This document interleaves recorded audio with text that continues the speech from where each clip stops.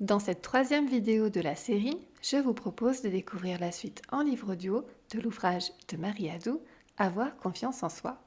Cette vidéo comporte la deuxième partie du livre avec les chapitres 5 et 6. N'hésitez pas à découvrir les deux premières vidéos de la série, avec la première vidéo dans laquelle je vous propose de découvrir la partie 1 avec les chapitres 1 et 2, et la vidéo numéro 2 dans laquelle je vous propose de découvrir la partie 2 avec les chapitres 3 et 4. Vous pouvez accéder à la playlist en cliquant en haut à droite de cette vidéo et les liens seront également disponibles dans la description juste en dessous de cette vidéo. Les chapitres suivants du livre seront à découvrir dans les prochaines vidéos sur ma chaîne YouTube. Et le lien pour retrouver le livre dont je vous parle est disponible dans la description juste en dessous de cette vidéo. Je suis Émilie, conseillère en nutrition et naturopathie, praticienne en gémothérapie, créatrice de recettes saines et gourmandes et inspiratrice de bien-être et de créativité. Le but de ma chaîne YouTube est de vous partager le maximum d'infos pratiques, de lectures inspirantes, d'astuces et de conseils pour prendre soin de vous et de votre santé au naturel. Alors si ce n'est pas encore fait, je vous invite à vous abonner à ma chaîne en cliquant en bas à droite de cette vidéo pour être tenu au courant de toutes les nouveautés. Place à la lecture, je vous souhaite une bonne écoute. Chapitre 5. Délivrez votre esprit. Maude, s'écrie Eric à la fin de la conférence. Maude, le cœur battant, se sent rougir. Elle a un faible pour Eric depuis le début de l'année universitaire. Sourire éblouissant d'Eric. Tu me prends au stop? J'ai un petit service à te demander. Maude ne peut s'empêcher de sourire à son tour et acquiesce. Eric est tellement sexy, tellement beau. Peux-tu me prêter ta voiture ce week-end? Avant même qu'elle ait le temps de répondre, il sort un papier de sa poche. J'ai un billet pour un récital de piano, mais le concert a lieu au Mans et j'ai besoin d'une voiture pour y aller. Maude est blessée par sa désinvolture. Tu sais, ma voiture est bien vieille pour faire le Mans aller-retour, répond-elle, contente d'avoir trouvé une bonne raison. Dans ce cas, je vais y aller en train. Tu peux m'avancer le prix du billet, dit-il, tout en lui prenant le bras, mais ce serait moins cher en voiture. Elle tente de se dégager et ne sait comment s'en sortir. Elle se sent toujours complexée devant l'aisance d'Eric. Oh, une minute, reprend Eric, j'ai un coup de fil urgent à passer. Il cherche dans son sac à dos. Prête-moi ta carte de téléphone, s'il te plaît, j'ai oublié la mienne. Elle est dans mon sac. Que ferais-je sans toi? Heureux sourire éblouissant. Maude attend qu'Eric ait donné son coup de fil. Plus tard, elle arrêtera la voiture devant une teinturerie où il doit aller chercher une veste. Arrivé chez lui, il se rapproche de Maude. Il lui parle de nouveau du concert, de la voiture ou de l'argent. Elle se sent toute chose et lui demande « Quel jour as-tu besoin de la voiture ?»« Samedi après-midi. Si ça ne te dérange pas, tu peux me l'amener ? Je travaille le matin et je n'aurai pas le temps de venir la chercher. Si tu fais ça pour moi, je t'en serai reconnaissant toute ma vie. » Maude, troublée, se rend à ses arguments. Il la quitte après un baiser appuyé dans le cou. En rentrant chez elle, elle s'aperçoit qu'Eric a oublié de lui rendre la carte de téléphone. Elle se dit que, décidément, elle est nulle, elle se fait toujours avoir. Maude manque de confiance en elle et se laisse manipuler par Eric. Elle est un jouet entre ses mains, prise dans ce tourbillon d'exigence et de séduction. Eric l'exploite sans vergogne, ne tient compte ni de ses désirs ni de ses besoins. Il la persuade de résoudre ses problèmes et Maude se sent obligée de les régler au détriment de son propre bien-être. Elle reste passive et imagine que ce comportement va attendrir et charmer Eric. En réalité, elle néglige ses intérêts, oublie ses droits pour plaire à tout prix. Elle aurait pu utiliser le disque rayé ou l'écran de brouillard et clore la discussion, mais elle aurait également pu essayer de comprendre ce qui se passait en elle pendant et après cet échange. Hormis la souffrance et les auto-reproches, elle ne cherche pas à prendre conscience des autres mouvements intérieurs qui l'habitent et qu'elle nourrit depuis longtemps. Nous allons tenter de comprendre ce qui se passe en vous quand vous vivez des expériences difficiles. Cela présente le double intérêt de se pencher sur soi et de trouver des raisons de changer. Les pensées automatiques.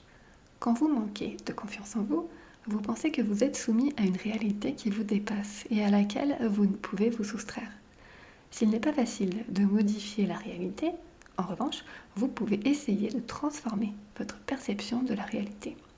Pour cela, il faut prendre le temps d'observer vos pensées, vos réactions, tout ce que les théories cognitivistes nomment des cognitions. Ce terme, cognition, s'applique à des auto-verbalisations automatiques, le discours interne qu'un individu se tient sans réfléchir. Elles peuvent surgir à différents moments, avant de passer à l'acte, pendant ou après l'action.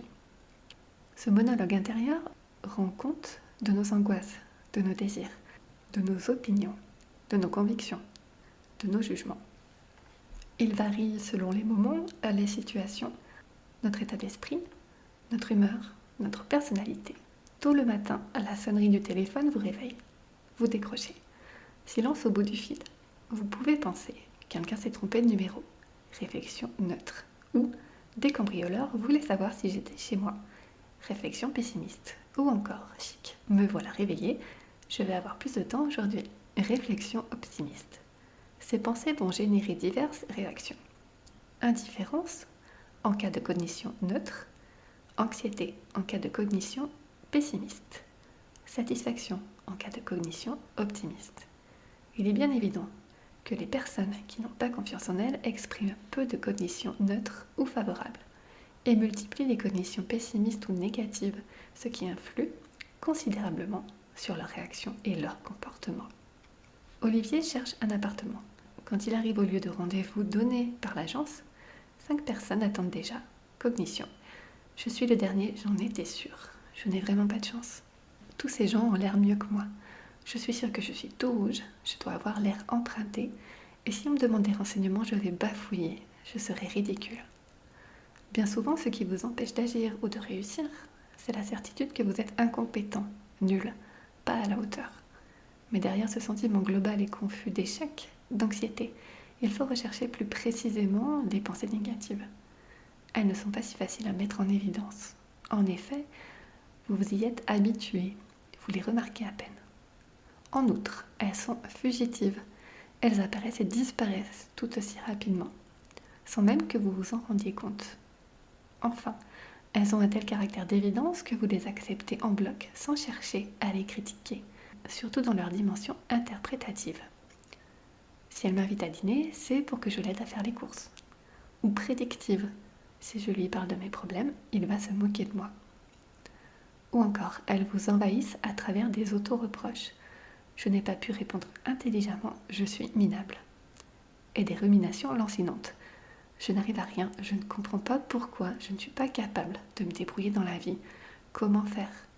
Je ne trouve jamais les bonnes solutions, je n'ai jamais le bon réflexe. Selon Beck, cognitiviste américain réputé, les cognitions se rapportent principalement à soi, aux autres, à l'environnement et à l'avenir. Quand on n'a pas confiance en soi, cela donne. Je suis nulle, les autres sont mieux que moi. La vie est dure, je ne changerai jamais. Tout un programme qui vous empêche de voir les aspects positifs des situations, de reconnaître vos qualités, qui vous angoisse en permanence. De ce fait, vous cherchez rarement ce que vous pourriez faire pour résoudre les problèmes, ce qui vous amène souvent à les éviter et à accroître votre sentiment d'insécurité et votre anxiété. Les systèmes de croyances personnelles. Les pensées automatiques ne sont pas seules responsables de votre manque de confiance en vous. Elles représentent la face apparente de votre système personnel d'interprétation. En réalité, les cognitions renvoient à des règles de morale fondamentales qui en sont la face cachée et façonnent depuis toujours votre comportement, vos réactions et vos jugements. Ces règles constituent un système de référence dont dépendent votre stabilité, votre harmonie intérieure, votre santé mentale, votre individualité, votre vie même. Du moins, c'est ce que vous imaginez. Comme vous imaginez que tout ce qui vient mettre en péril ce système de référence doit être écarté. Ces croyances de base se sont construites et mises en place dans la petite enfance. Bien souvent, les parents, les éducateurs transmettent aux enfants des valeurs qui deviennent paroles d'évangile et ont un impact décisif sur leur évolution. Ces valeurs déterminent des attitudes, des pensées figées et rigides. Elles forment un système de croyances tyrannique et sévère à propos de ce qu'on doit être, de ce que doivent être la vie, le monde, les autres. Un individu à qui les parents auront inculqué la méfiance à l'égard des étrangers va progressivement constituer son système de valeurs selon ce principe. Je dois éviter d'avoir des rapports amicaux avec des personnes extérieures à ma famille. elles peuvent être dangereuses. Un autre qui, pendant toute son enfance, aura entendu dire qu'il faut être parfait et réussir tout ce qu'on entreprend, va retenir « Je ne peux me permettre un seul échec dans la vie ». Hugo, directeur commercial de 30 ans, avait le sentiment pénible de ne pas exister, de passer toujours en second derrière sa femme et sa fille. Même quand elle lui demandait son avis ou de prendre une décision, il se sentait obligé de s'effacer. Après quelques mois de psychothérapie, il a compris qu'il reproduisait le modèle maternel. Les femmes d'abord. Le psychisme constitué de tous les sentiments, les opinions, les convictions qu'un individu a intégrées, presque à son insu, à partir de ses valeurs. Des règles qui sont le plus souvent inexprimées et rarement conscientes. Telle une éminence grise, elles exercent leur action de façon mystérieuse et obscure. Elles constituent une sorte de morale individuelle, insidieuse, qui crée et entretient une vision personnelle et cohérente de l'existence. En voici quelques échantillons. Si je veux conserver l'amour et l'amitié des autres, il ne faut pas les contredire. Il est nécessaire d'être aimé par toutes les personnes de son entourage. Il faut mener à bien tout ce qu'on entreprend. Pour être accepté par les autres, il faut être comme eux. Pour réussir dans la vie, il ne faut rien contester. Quand tout ne va pas comme on le souhaite, c'est désastreux. Il est impossible de maîtriser le monde extérieur. Les vrais problèmes ne trouvent jamais de solution.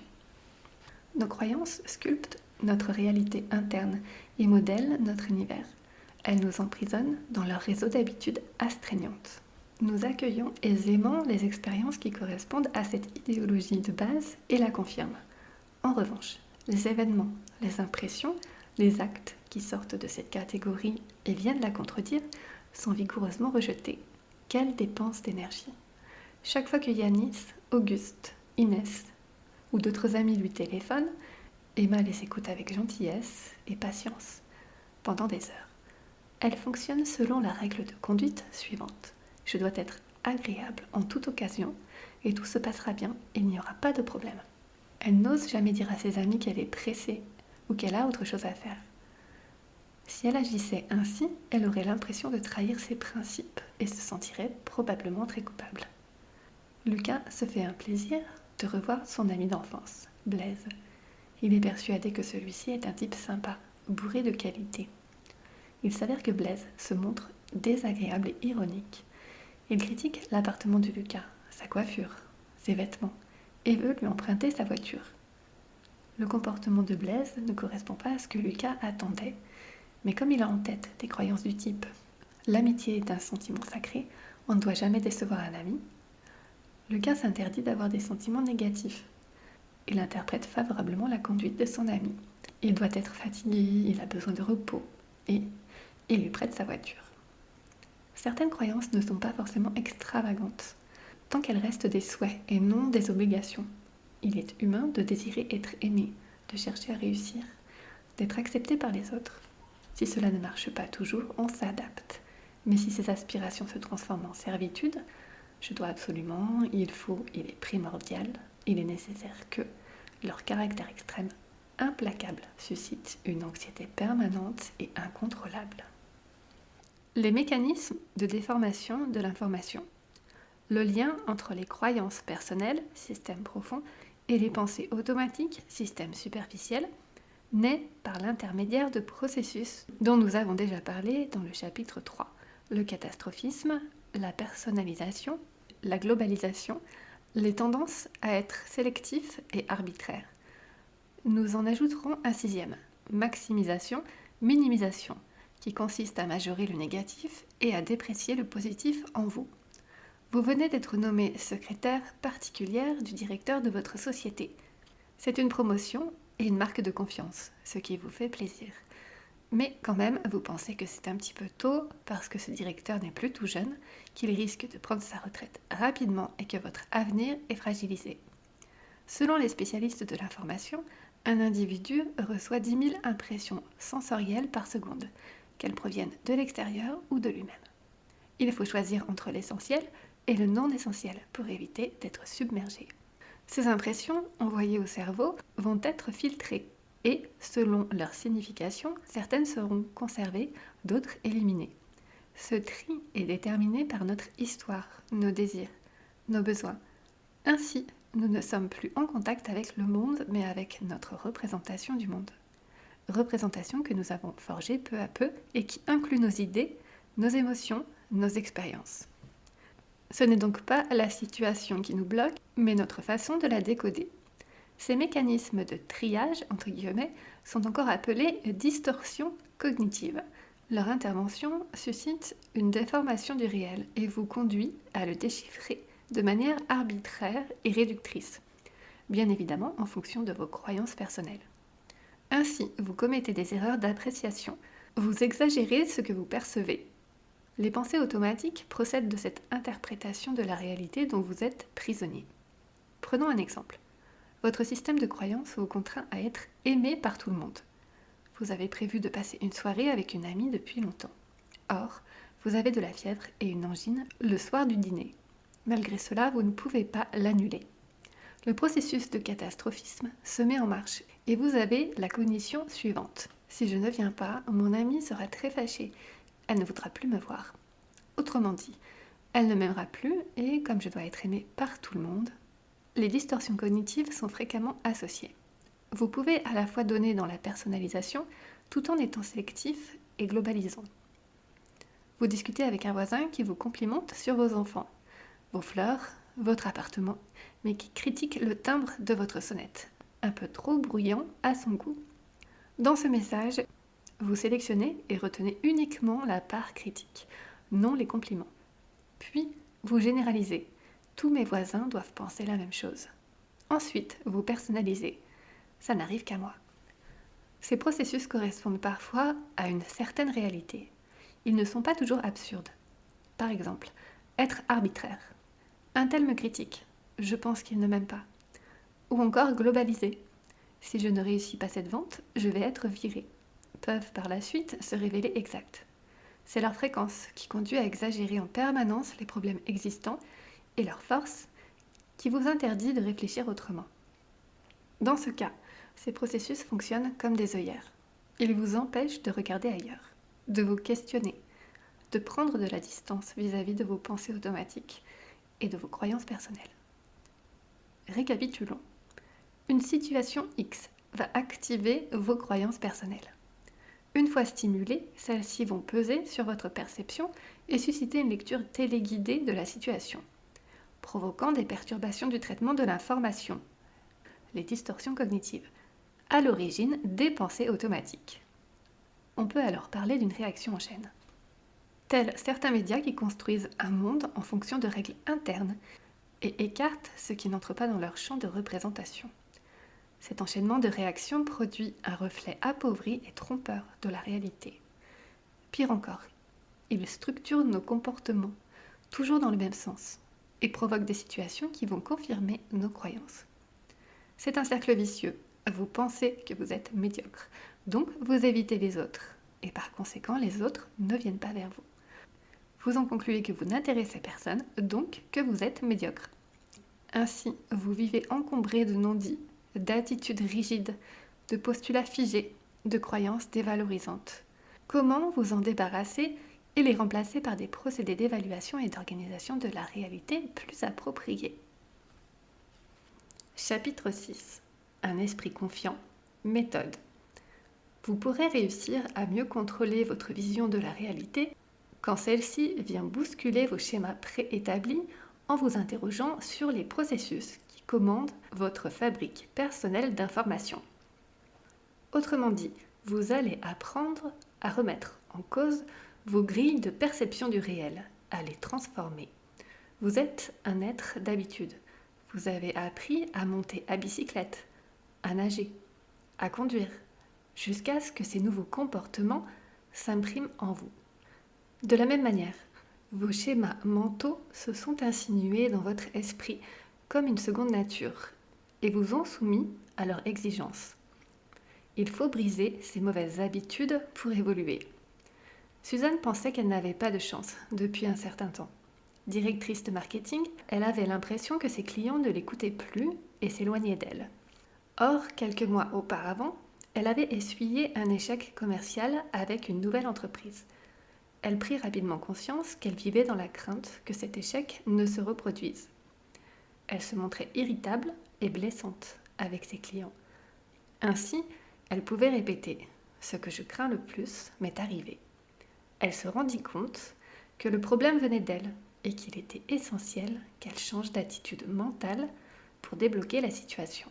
Mais attention, ne modifiez vos pensées que lorsqu'elles conditionnent vos réactions et vous contraignent à vous conduire de façon inadaptée. Il est normal et salutaire d'être anxieux, d'avoir peur face à un réel danger, lorsque l'environnement est hostile, lorsque les circonstances mettent votre existence en péril. Dans ce cas, les pensées négatives permettent de se préparer et de s'adapter à ces situations réellement problématiques, alors que des pensées optimistes et positives seraient inappropriées. L'auto-observation. Si vous avez compris et assimilé le modèle cognitif présenté dans le chapitre 5, vous pouvez maintenant l'utiliser à votre propre compte. Comme nous le disions précédemment, il n'est pas si facile de mettre en évidence son fonctionnement psychique. Le désir d'introspection se heurte bien souvent à des résistances inconscientes et nous remarquons plus volontiers la paille dans l'œil du voisin que la poutre dans le nôtre. Pour réussir à se comprendre, il faut passer par une phase d'auto-observation systématique.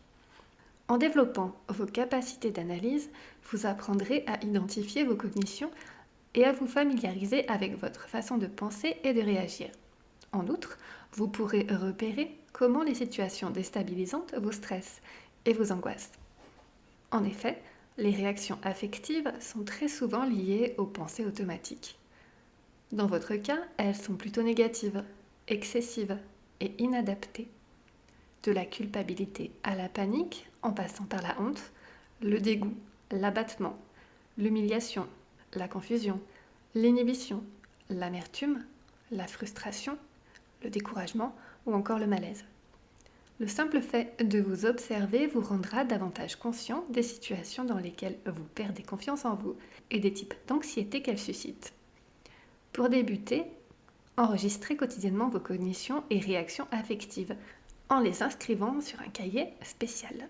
Ces notes vont vous aider à visualiser et à préciser vos difficultés.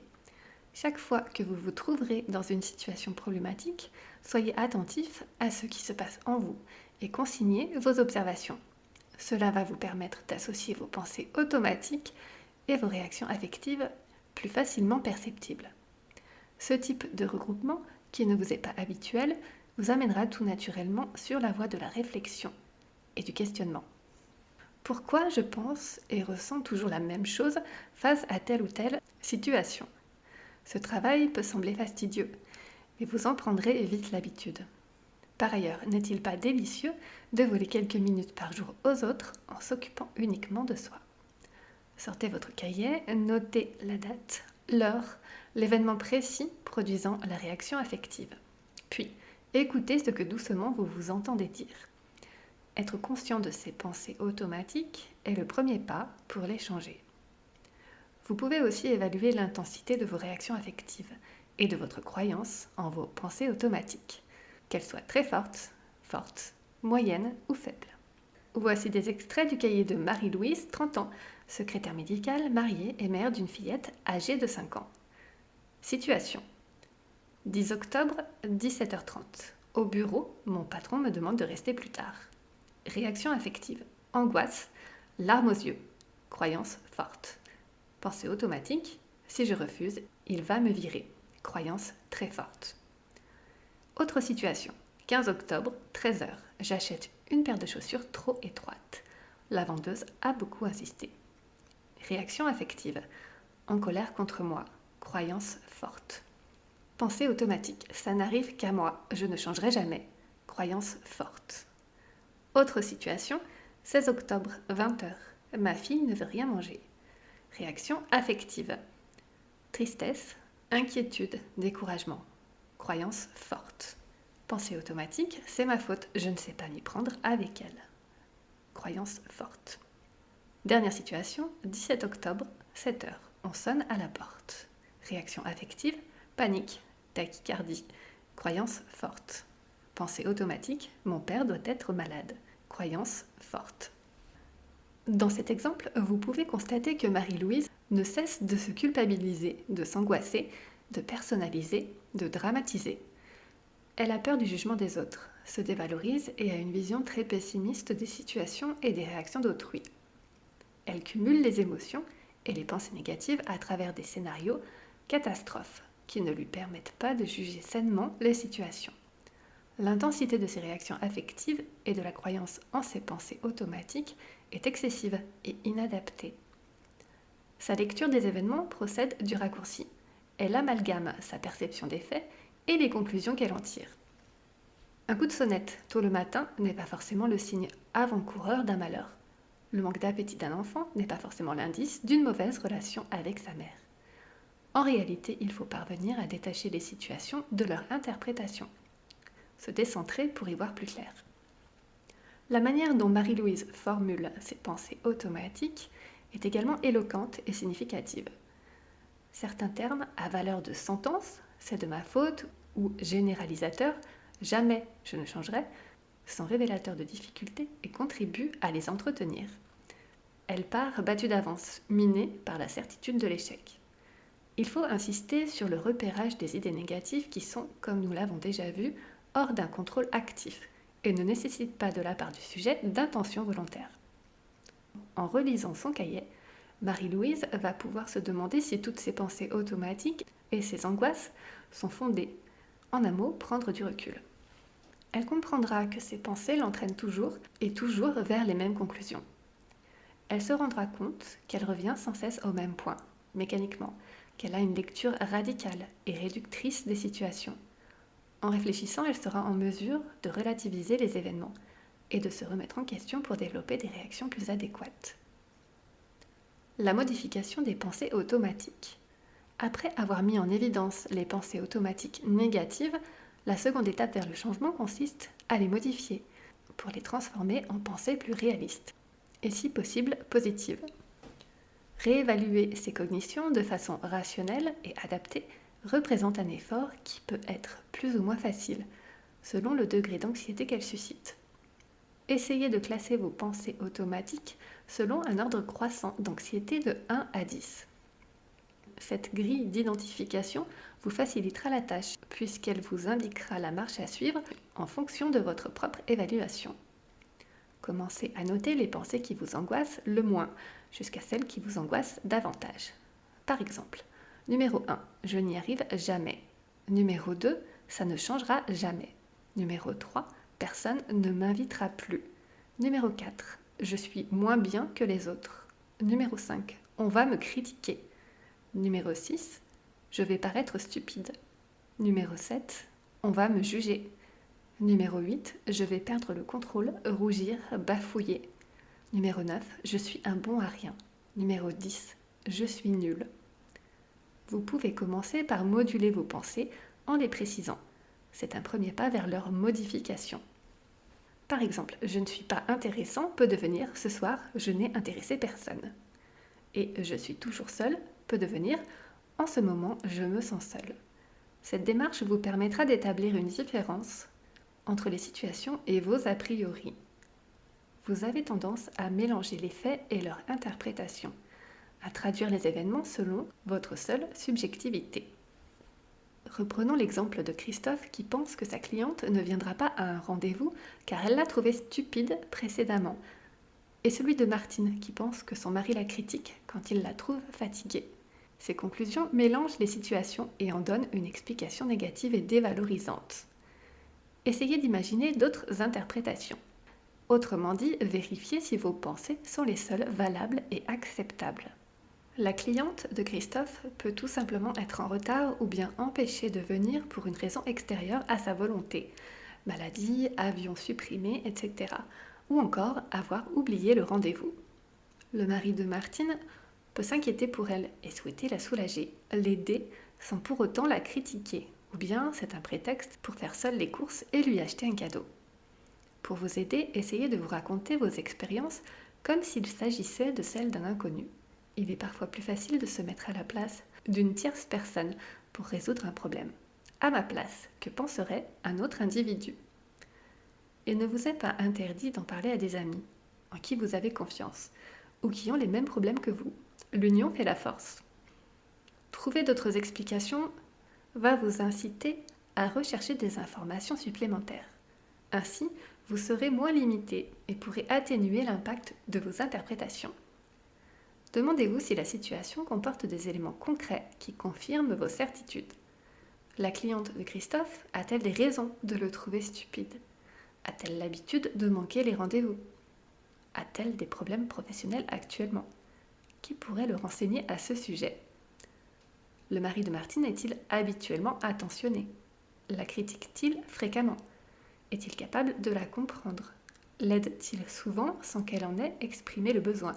Etc. Cette façon d'appréhender les situations, les questions que vous vous poserez sur votre manière d'interpréter les faits et d'y réagir va vous permettre de surmonter vos difficultés et de remplacer certaines pensées automatiques les plus illogiques et critiquables par des pensées plus positives et constructives.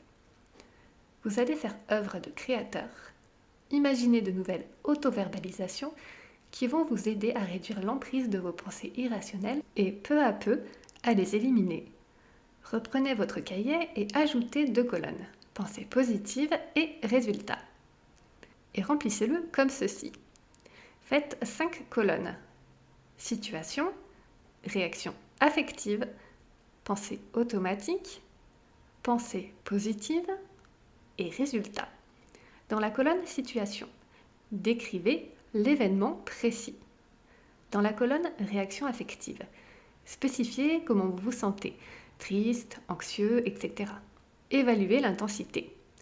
Dans la colonne pensée automatique, écrivez l'idée négative. Évaluez votre croyance en cette pensée. Dans la colonne pensée positive, écrivez une pensée plus positive pour répondre à la pensée automatique.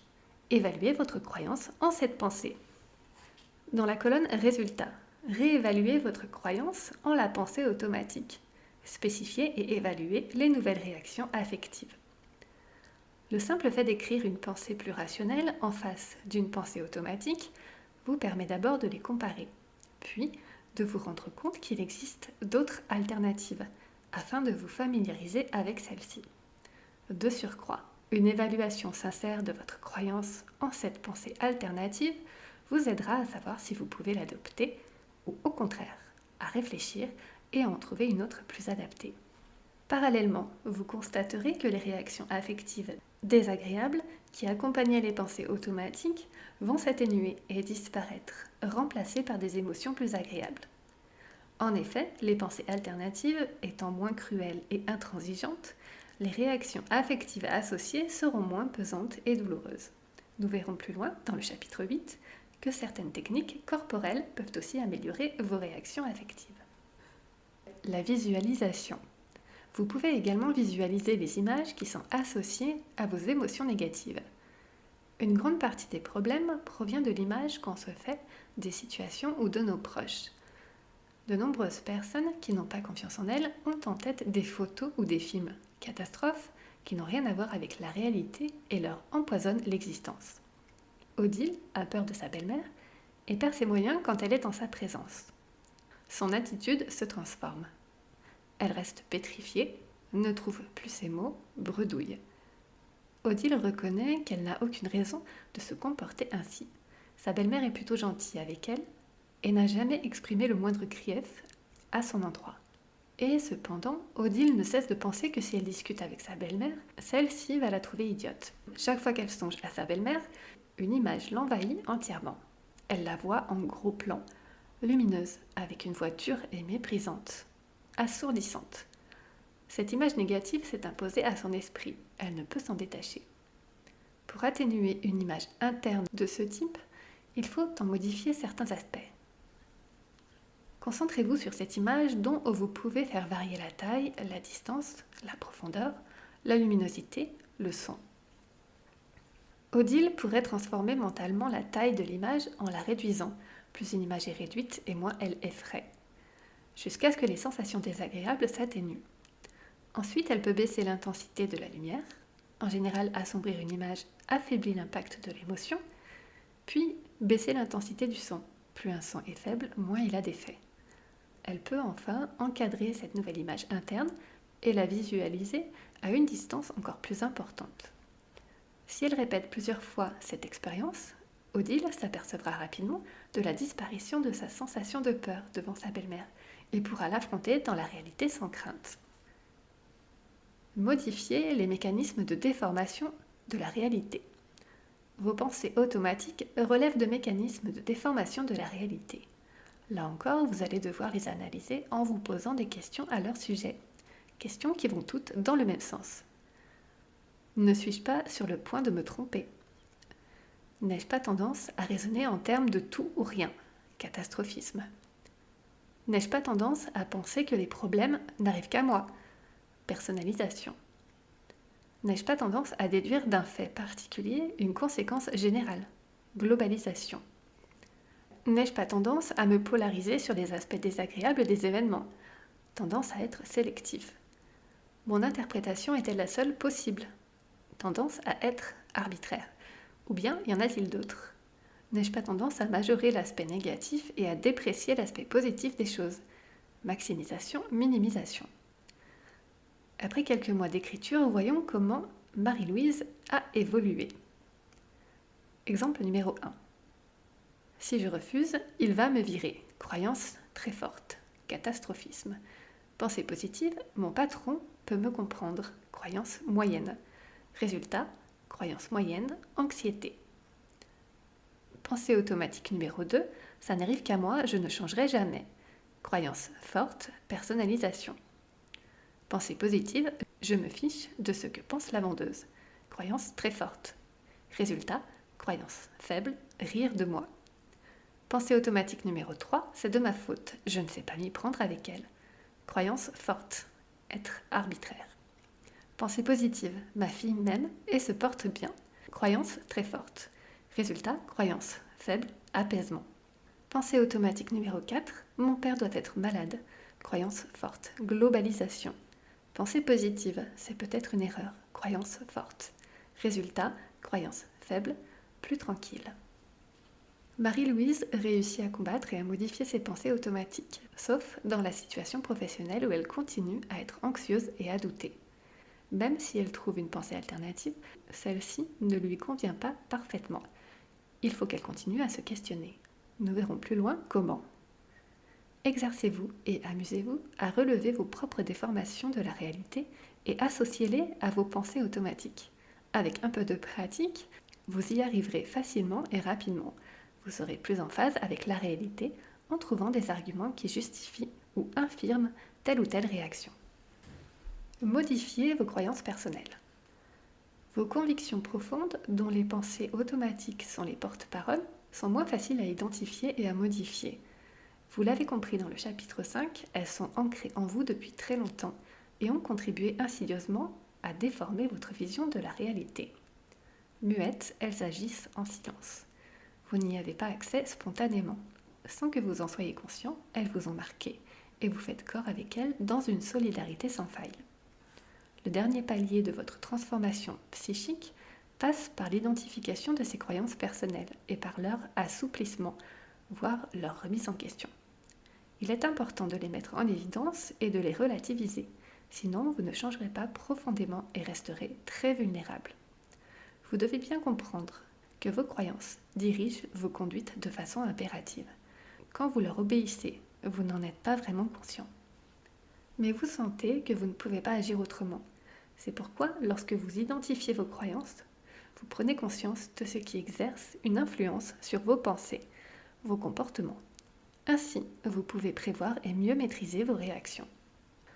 Ceux qui manquent de confiance en eux ont souvent développé des croyances rigides qui tournent autour de l'approbation par autrui. Je dois être aimé par tous. Il faut être d'accord avec tout le monde, sinon je ne peux pas être heureux. Du conformisme, il ne faut pas se singulariser. Du perfectionnisme, je dois tout faire parfaitement, sinon je ne vaux rien. De l'autonomie absolue, je dois me débrouiller seul, sinon je suis un faible. De la maîtrise des réactions affectives, il ne faut jamais perdre le contrôle de soi. Avec les ratages que nous avons déjà évoqués. Certaines de ces croyances ne sont pas absurdes. Elles se présentent sous le masque d'un bon sens universellement partagé. En effet, être d'accord, approuver, aimer, irréprochable, apparaît comme sensé, normal aux yeux d'une majorité d'individus. En outre, ces postulats fondamentaux ne sont pas inutiles quand on vit en communauté et qu'on a l'ambition de réussir. Ils permettent d'établir des liens sociaux, de se faire aider et d'être entreprenant, audacieux, actif, déterminé. Mais un examen attentif vous fera découvrir que vos convictions sont inébranlables, intolérantes, excessives. Y renoncer n'est pas aisé, pas plus qu'il n'est aisé de s'en débarrasser, dans la mesure où elles sous-entendent qu'il faut, qu'on doit, obligatoirement, être d'accord, approuvé, parfait, aimé. C'est là que le bât blesse, quand une obligation intérieure rigide remplace l'ouverture d'esprit et son adaptabilité. Dans ces conditions, vos convictions profondes vous desservent et vous empêchent d'évoluer. Il s'agit d'atteindre ces convictions profondes, de les tempérer, de les nuancer pour ensuite les transformer. Commencez par repérer l'utilisation excessive des termes directifs tels que « je dois »,« il faut »,« j'aurais dû », etc., qui met souvent sur la piste de ces croyances limitantes. Vous utilisez constamment ce genre de remarques, qui organisent votre vie en vous culpabilisant, en vous angoissant. Il faut que je reste chez moi ce soir, masque la croyance que l'extérieur est dangereux. J'aurais dû y penser, masque la croyance que vous devez être parfait et penser à tout. Je dois absolument me mettre à ce travail, masque la croyance qu'il est difficile de se décider dans la vie. Posez-vous les bonnes questions. Pourquoi ? Et alors ? Reprenons l'exemple de Marie-Louise et de son patron qui lui demande de rester plus tard au bureau. Elle n'ose pas refuser car elle a peur de perdre son travail. Pourquoi ? Parce que je vais contrarier mon patron. Et alors ? J'ai peur de passer pour quelqu'un de difficile à vivre. Et alors ? Mon patron va me critiquer. Et alors ? Je ne peux pas supporter qu'on me juge mal. Pourquoi ? Parce qu'au travail, il faut être parfait. Marie-Louise véhicule la croyance que le milieu professionnel ne pardonne rien, donc qu'elle ne doit pas commettre de fautes et être toujours irréprochable. Par conséquent, sa confiance en elle tient uniquement à ce qu'elle fait toujours ce qu'on lui demande de faire, sans réfléchir. Et corrélativement, sa crainte d'être renvoyée procède de la certitude de son incompétence. C'est pourquoi elle a beaucoup de mal à croire en ses pensées alternatives. Mon patron va me comprendre, qui vont à l'encontre de ses croyances fondamentales. Elle accepte difficilement l'idée qu'on peut la comprendre si elle ne se montre pas docile. Elle adhère plus facilement à ses pensées alternatives dans les situations 2, 3 et 4, où ses croyances sont moins ancrées et plus souples. Une fois la croyance mise au jour, posez-vous un certain nombre de questions. Mes croyances ne sont-elles pas trop contraignantes par rapport à la réalité ? Cette question a trait au caractère rigide et inflexible des croyances, qui ne vous autorisent pas une autre perception des faits. Par exemple, dans une situation d'embauche, il vous est impossible d'assumer une relation de concurrence en raison de votre croyance que seules les personnes fortes psychologiquement réussissent. Avec pour pensée automatique corrélative « moi, je ne réussis jamais ». Votre croyance vous pousse vers la certitude de votre échec, vous empêche d'évaluer le contexte, d'imaginer une réussite qui est peut-être à votre portée. Vous questionner va vous permettre d'être plus attentif à certaines situations sensibles, de les étudier, de les analyser, d'assouplir votre croyance et de vous adapter. Il vaut mieux parfois obéir aux circonstances plutôt qu'à ses croyances. Quels sont les avantages de cette croyance ? Quels en sont les inconvénients ? Identifier les effets négatifs et positifs des croyances permet de les mettre sur le même plan et de peser le pour et le contre. Pour reprendre l'exemple ci-dessus, les avantages de ne jamais réussir, c'est ne rien risquer, ne pas avoir de responsabilité. Les inconvénients, c'est ne pas progresser, stagner, faire toujours la même chose, s'ennuyer, se mépriser. À vous de choisir, en sachant qu'à côté de quelques avantages, il existe aussi des inconvénients. Ces derniers sont peut-être acceptables à court terme, mais beaucoup moins à long terme. Cet examen vous incitera à ne pas respecter vos croyances en toute occasion et à moduler vos réactions. Quelles peuvent être les conséquences de la modification de mes croyances ? Vous prenez un risque et il faut en évaluer la portée. Là encore, vous devrez comparer, peser le pour et le contre. Mais vous prenez surtout un risque vis-à-vis de vous-même. Vous êtes infidèle à des valeurs, en place depuis une longue période, qui vous ont servi de cadre de référence.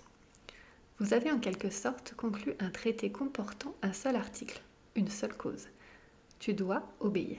Ce qui était peut-être adapté dans votre enfance ne l'est plus maintenant que vous êtes adulte.